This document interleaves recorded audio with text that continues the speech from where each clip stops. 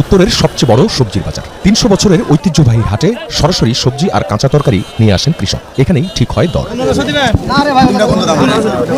ধরনভেদে 1 মণ বেগুন বিক্রি হচ্ছে 14 থেকে 1500 টাকা, মানে প্রতি কেজি 35 থেকে 37 টাকা।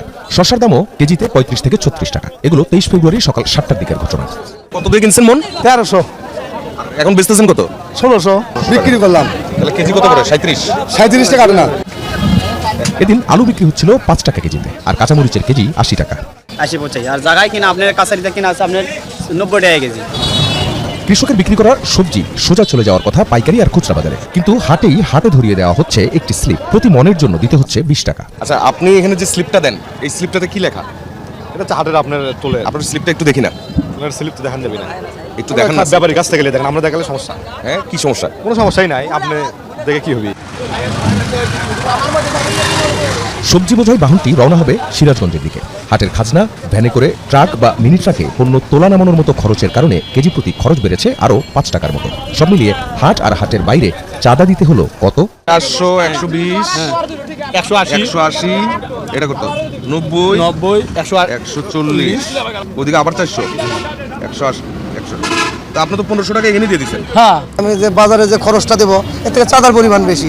বাজারে ধরেন মাল নামালাম 500 টাকাতে মাল নামালাম, লেবার বকশিস 300 আরও আছে, এগুলো দিয়ে 500 টাকা যায়। সেটাকে চাঁদা দিলাম 1000 টাকা, তাহলে কেমন লাগে? চাঁদা আদায় হচ্ছে কিনা তাও নিশ্চিত করছেন কয়েকজন। পিছনে খাজনা স্লিপ পিছনে দিতে হবে, হাতে যান স্লিপ আছে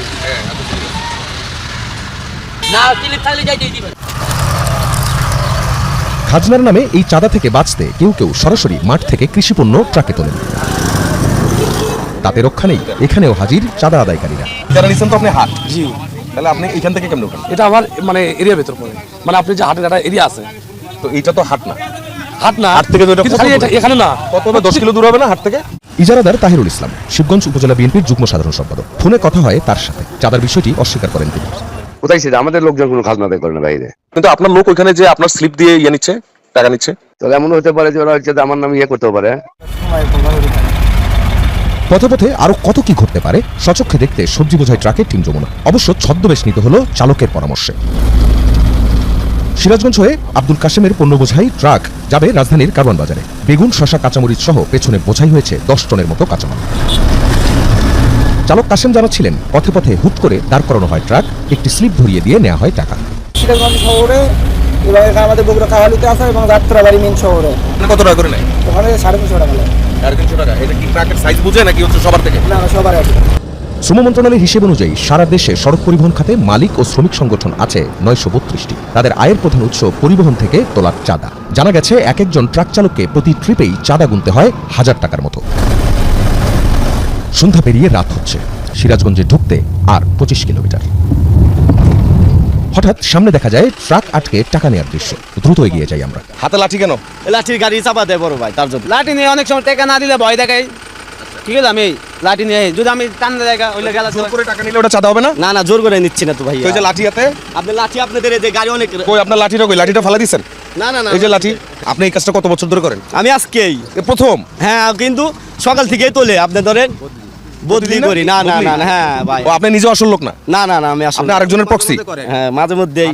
ওই পথ ঘুরে আরেক বাজারের পথে আমরা। ক্যামেরা দেখলে সটকে পড়েন তারা, তাই আড়াল থেকে অনুসরণ। জিজ্ঞেস করে দেন আমার সাথে কোনো খারাপ রাপ পাইছে নাকি। আমি আপনি টাকা নিতেছেন, এটাই তো খারাপ ব্যবহার। এই টাকাটার তো কোনো কাজ নাই। মালিক আছে, ঠিক আছে। তো ওনারা কেন রাস্তা দিয়ে যাবে আর আপনাদেরকে চাঁদা দিবে? আপনার রাস্তার উপরে তো কোনো চাঁদা নাই। ঠিক আছে, কোনো পুরসভার চাঁদা রাস্তার উপরে? ঠিক আছে স্যার। চাঁদা আদায় হচ্ছে এমনভাবে চুপচাপ দিয়ে দিলে সমঝোতা, আর না দিতে চাইলেই লাঠির বাড়ি। এই চাঁদাকে কিভাবে সংজ্ঞায়িত করবেন জেলা প্রশাসক? না, এখানে কোনো সমঝোতার কোনো নেই। আমাদের কাছে ধরনের কোনো কেউ কিছু বলেও নাই, আর আমরা এগুলোকে প্রশ্রয় দিচ্ছি না। আমাদের কথা হলো চাঁদাবাজি হলেই সেটা বন্ধ, কোনো সমঝোতা বলে কিছু নেই। মানে এক কথায় আমরা চাঁদাবাজি পাচ্ছি, যেগুলো আমরা চাঁদাবাজি পাচ্ছি, অর্থাৎ তাদেরকে কোনো মানে যারা এই টাকাটা রাস্তার বিভিন্ন জায়গায় কালেকশন করছে তারা এটা চাঁদাবাজি করছে।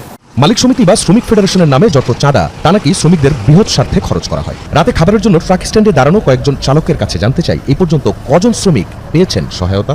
জি না, এখন পর্যন্ত পায় না কেউ। আপনারা পাই নাই। আপনাদের পরিচিত কেউ পাইছে? এটা বলে যায় আছে হেগো অফিসে যারা উড়ায় অফিশিয়াল মানে দুই একজন পাইলে পাইতার, কিন্তু এটা শ্রমিক আমরা যারা দেই আমার খবর হারালো আর কোনো জানি। সিরাজগঞ্জ থেকে এবার ঢাকার পথে। গাজীপুর পার হতেই ব্রিজের দোহাই দিয়ে নেওয়া হচ্ছে ট্রাক প্রতি 200 টাকা। সড়ক ও জনপদের টোল নামে ম্যানুয়ালি এ চাঁদা নেওয়া হয় এক এক সময় এক এক স্পট থেকে। রাত 3টার মতো বেজে যায় কারওয়ান বাজারে পৌঁছাতে। কাশেমের ট্রাক থেকে মালামাল নামানো হলো, ভোর রাতের মধ্যে চলে গেল পাইকারি আড়ত হয়ে খুচরায়। পাইকারি আড়তে আসার পর নগরবাসীর জন্য পণ্যের দর ঠিক করেন আড়তদাররা। রেস্টটা 100 টাকার নিচে কোনো বেগুন নেই। বগুড়ার মহস্তান হাট থেকে আসা এই বেগুন আর শশা যেটি ছিল 37.5 টাকা কেজি, এটি ঢাকার কারওয়ান বাজারের খুচরা পর্যায়ে এসে দাম হয়ে যাচ্ছে 100 টাকা। বিস্তর একটা ফারাক। এখন কথা হচ্ছে চাঁদাবাজি বা সমঝোতার ভিত্তিতে নেওয়া টাকাকে যেভাবেই ডিফাইন করা হোক না কেন, পণ্যের দামে এগুলোর প্রভাব পড়ছে, আর এগুলো চলছে হাটে, বাজারে, মহাসড়কে এবং আড়ত পর্যায়েও। নতুন সরকারকে পণ্যের দাম কমাতে গেলে ওই সমঝোতার যে চাঁদা সেখানে যেমন নজর দিতে হবে, তেমনি আপন পর বিবেচনা না করে তাদের বিরুদ্ধে ব্যবস্থা নিতে হবে যারা সবাই এর সঙ্গে জড়িত। আখলাকুস সাফা, যমুনা নিউজ, ঢাকা।